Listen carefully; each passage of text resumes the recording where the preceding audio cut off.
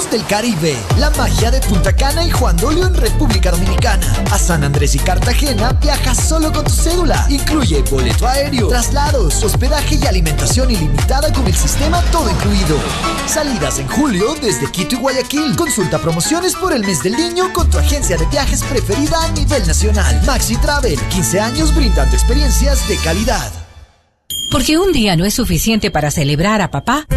El Dorado Restaurante lo celebra con un cóctel de bienvenida del 13 al 18 de junio. Festeje a papá y disfrute del Festival de Carnes Angus y mariscos de temporada en el mejor restaurante de la ciudad. Consentimos a papá con los mejores productos de nuestra carta. Reserve su espacio favorito al 3331-486 o al 098-1853-652. El Dorado Restaurante. Federico Páez de 14200 y Juan Huiltahua, detrás de la iglesia de Fátima. ¡Feliz día, papá!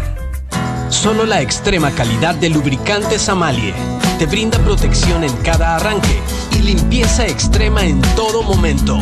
Lubricantes Amalie, el que te recomendó tu viejo, tu pana, el de la cancioncita pegajosa. Amalie.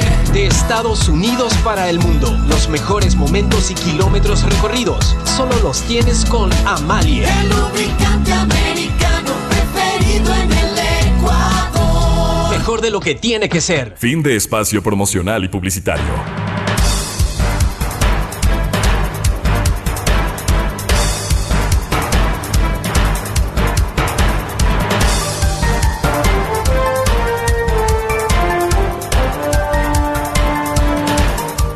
Ocho 41 minutos en el territorio continental ecuatoriano. Saludamos al ex viceministro de Energía y Minas, experto, el ingeniero Fernando Benalcázar.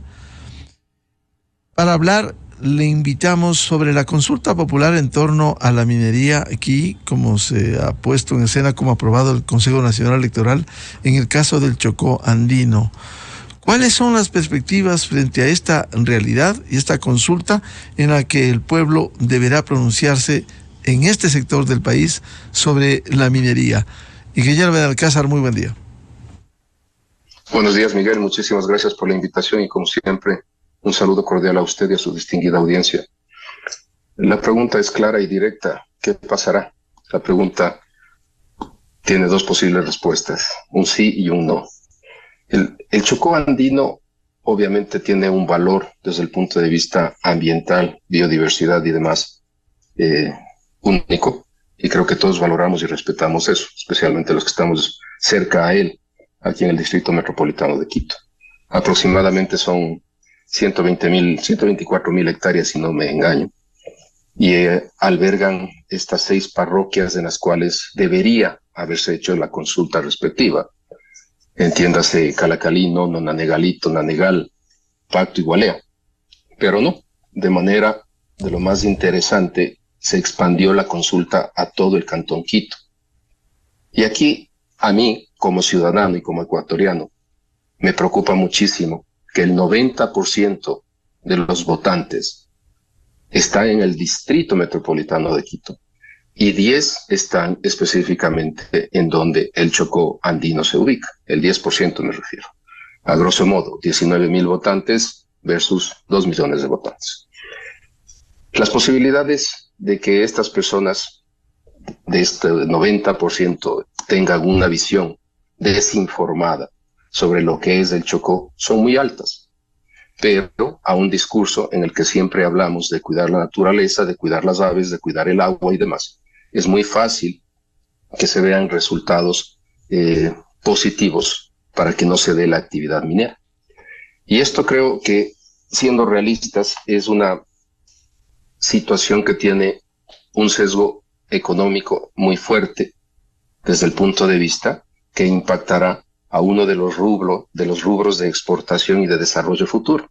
Si bien que hoy día las actividades allá están limitadas a etapas de exploración, etapas iniciales, hay mucha desinformación y mucha manipulación que lleva a un voto no consciente para decidir el sí y el no, si se da o no continuidad a esas etapas iniciales de actividad minera. En ese sentido, ¿usted cómo ve las perspectivas? ¿Qué va a suceder en el caso de triunfar el sí, en esos dos escenarios, o en el caso de triunfar el no? ¿Cómo va a incidir en la explotación minera? Existen grupos que han hecho claro y han logrado que llegue esta consulta local, llamémosla así, para el distrito metropolitano, al igual que existen otros colectivos pro minería. A nivel local, no es verdad que exclusivamente los pobladores están en contra de la minería. Existen grupos que están a favor y que trabajan directa o indirectamente para estos proyectos que se encuentran en sus fases iniciales de exploración. Como en todo, hay unos a favor, otros en contra. En el escenario de que ganase el sí con esas 4 preguntas puntuales de no, esa palabra metálica exclusivamente, en las en los tipos artesanal, pequeño, mediano y gran escala, tendría sí un impacto formal para el futuro, porque algo que la Corte Constitucional fue muy clara y enfática en decir, cualquier resultado de las mismas, de este plebiscito, será y regirá a futuro, es decir, se respeta constitucionalmente la seguridad jurídica que existiría para 18 concesiones, de las cuales 12 cuentan ya con su título minero respectivo y 6 están en el proceso que va cogido de la mano al tema del catastro minero y su reapertura futura. Pero a futuro no podrán haber concesiones más en el distrito metropolitano que tengan que ver con el tema metálico.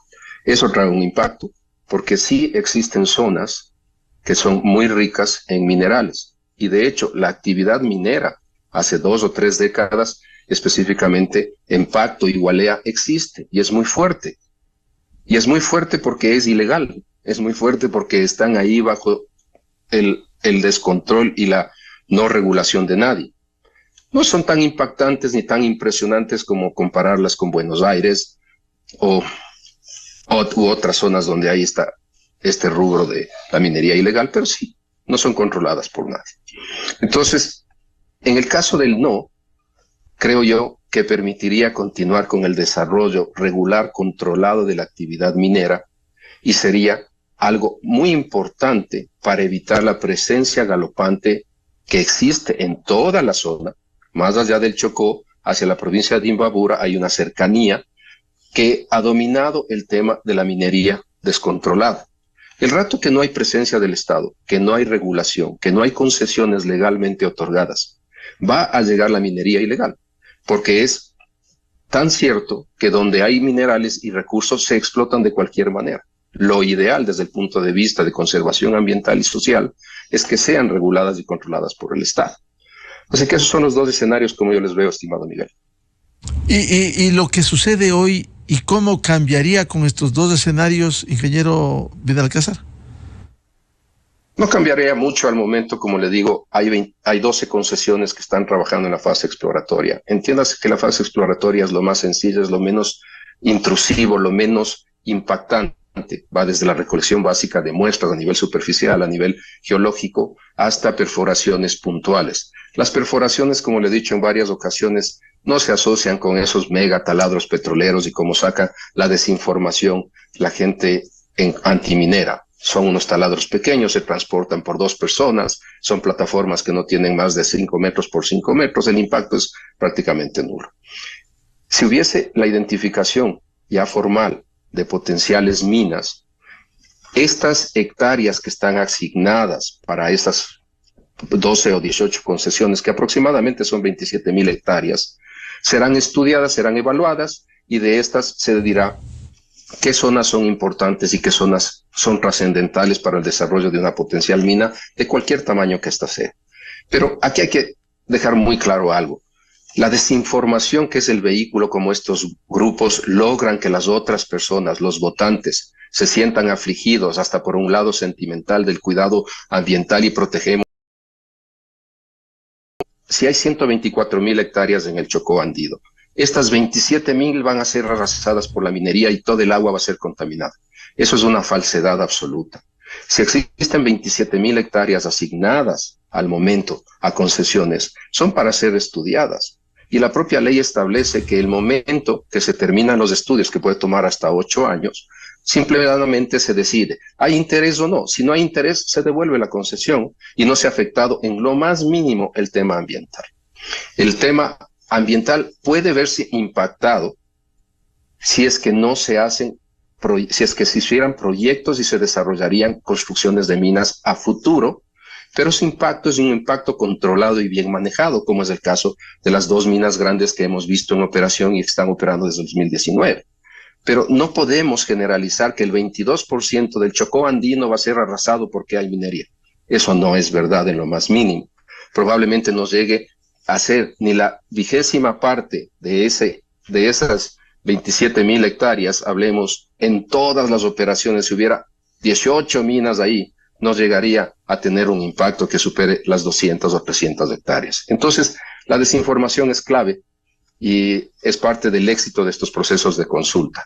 Por esto, los grupos pro minería son aquellos que están ahora educando, concienciando, también poniendo la contraparte del impacto que trae no tener actividad minera, pues se genera empleo, se generan cadenas de producción, generan actividades en las cuales las comunidades están directamente vinculadas y son ellos los que defienden la minería en el Chocó porque conocen y ven que se hacen las cosas bien y además se benefician del rubro más importante que el Ecuador mucho carece, que es el empleo.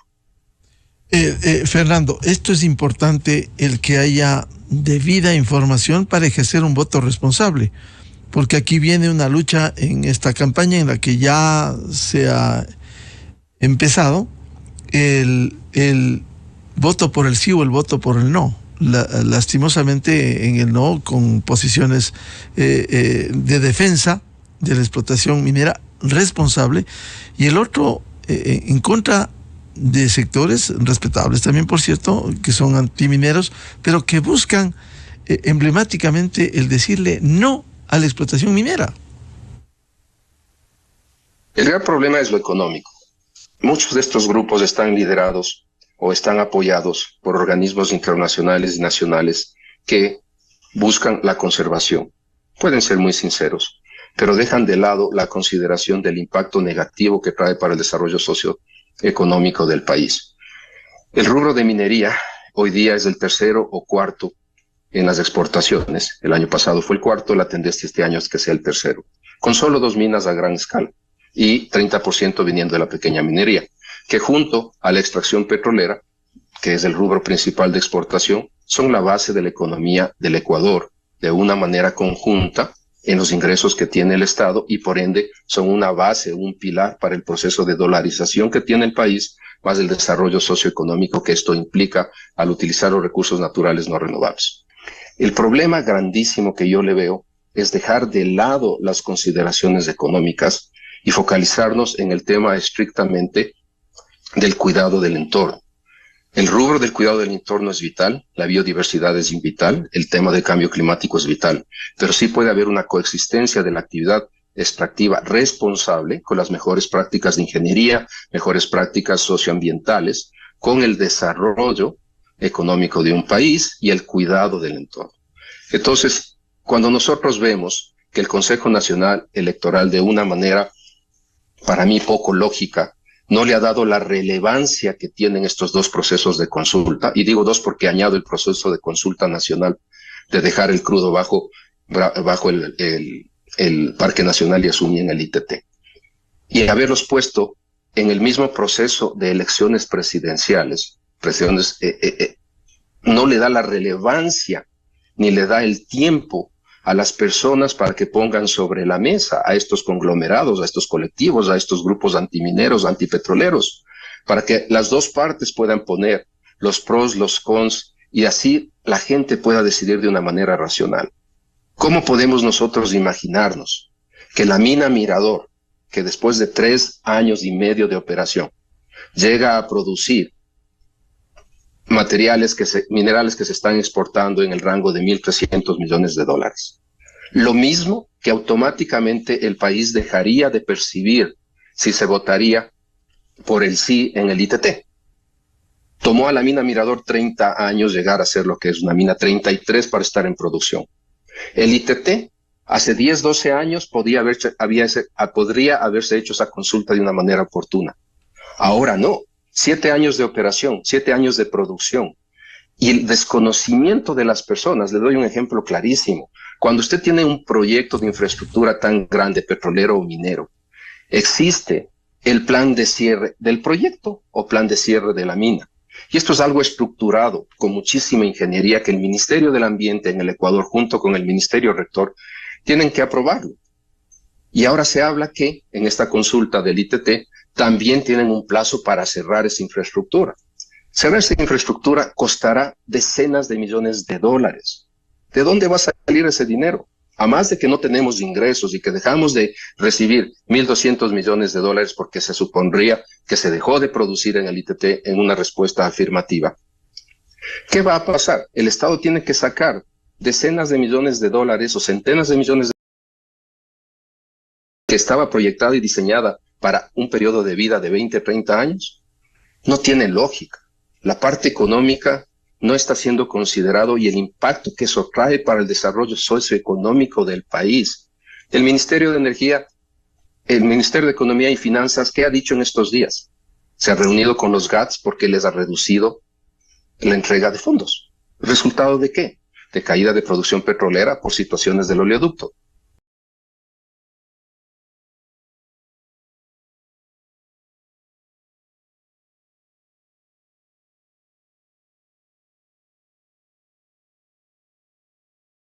Que ese impacto puede llegar a comprometer hasta la dolarización de este país. Bien, seguiremos hablando de estos temas al ingeniero Fernando Benalcázar, ex viceministro de Energía y Minas. Gracias, como siempre, por ilustrarnos. Y está en desarrollo lo que será la consulta, las 2 consultas populares, el 20 de agosto próximo, junto con las elecciones presidenciales y legislativas. Fernando, muy amable por atender a la revista de Opinión Democracia. Muchísimas gracias, Miguel, y como siempre, las órdenes. Muy amable, muy buen día, buscando la verdad. Vamos a una pausa publicitaria, luego vendrá el segmento, clarito está, con el economista Vicente Albornoz y Sebastián Oleas. A propósito, queremos dar un sentido nota de pesar a Vicente Albornoz a nombre de la revista de Opinión Democracia, de Democracia, de Álvaro Rosero, Gonzalo Rosero, Verónica Rosero, por el fallecimiento de el señor padre de Vicente Albornoz Dávalos, que expresamos su pesar y solidaridad a su familia, a Vicente Albornoz Guarderas, colaborador de Democracia, que es decano de la Facultad de Ciencias Económicas y Administrativas de la UDLA. El economista Vicente Albornoz hoy está sufriendo la pérdida de su padre, Vicente Albornoz Dávalos. Y antes de ir a la pausa, también le recomendamos el programa Controversia en Escena, este sábado 8 horas por XFM, Democracia M y Democracia TV. Vamos a abordar la crisis política en América Latina, las posiciones contrapuestas y las amenazas contra los regímenes democráticos que se ciernen en la región. Invitados el doctor Benjamín Fernández Bogado, jurista, escritor, exasambleísta y director de Radio Libre de Asunción, Paraguay; el embajador Alejandro Suárez, director de la Academia Diplomática, académico y miembro del Consejo Superior de la Universidad Andina; y el internacionalista y escritor Jorge Ortiz García. De mi parte, muchas gracias por dispensarnos con su amable seguimiento. Les deseamos un feliz viernes, feliz fin de semana, muy buen día. Miguel Rivadeneira en la revista de Opinión Democracia. Inicio de espacio promocional y publicitario. ¿Buscas atención médica de calidad? En CIME, Sistemas Médicos, cuentas con más de 50 especialidades y 6 clínicas para atender todas tus necesidades. No importa si tienes seguro o no, agenda tu cita en Quito o Manta llamando al 02-501-9400 o visitando nuestra página web www.cime.com.es. CIME te cuida. ¿Has pensado por qué tu dinero no trabaja